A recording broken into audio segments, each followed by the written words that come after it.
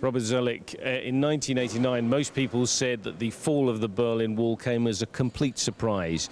Did you foresee it?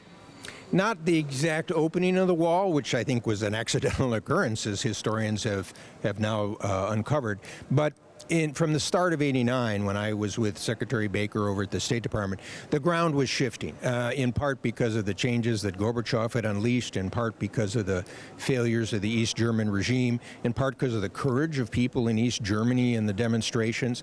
So you knew that you had to be able to respond to the changes, and there were some steps that we started to take earlier in '89 with conventional forces and changes in NATO to do that, to be prepared to work with Germany as a partner, whatever came, and that was fortunate.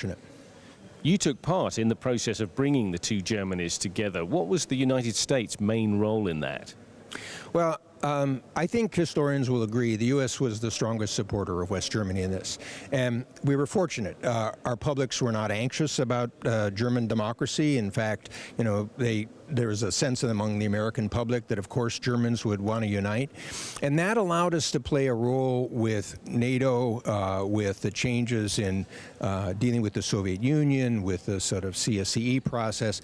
What I described as, in a sense, a moving circus of sort of different aspects that had to be changed on the international side to allow Germany to unite. From the perspective of today, was German unification handled well? Was it too much takeover and not enough merger?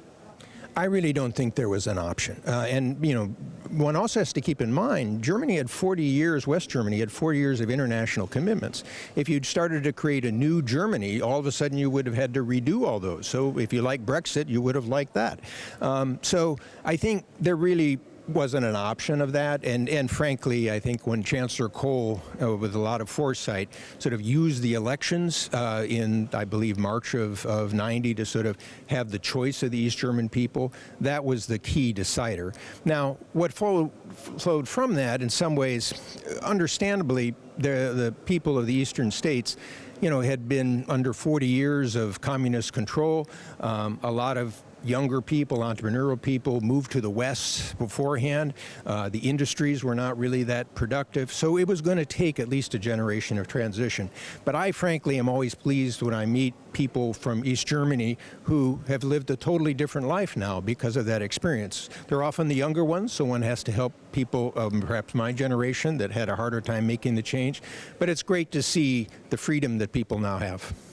And any lessons from German unification for the world of today and tomorrow? Well, there's a lot of lessons. I mean, one was at the same time we were trying to keep a 40-year promise to the German people, we really also wanted to build a partnership for the future. We believe that united Germany would be the most influential country in what we knew would be an integrated Europe, and we wanted to have Germany as a good partner. So I look with some concern at what I consider to be the drift away or even alienation between the two countries.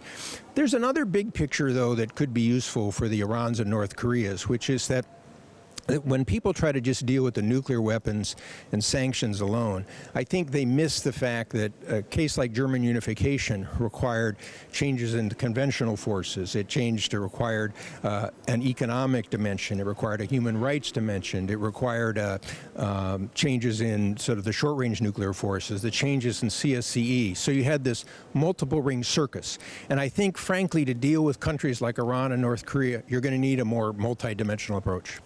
Robert Zoellick, thank you so much. My pleasure.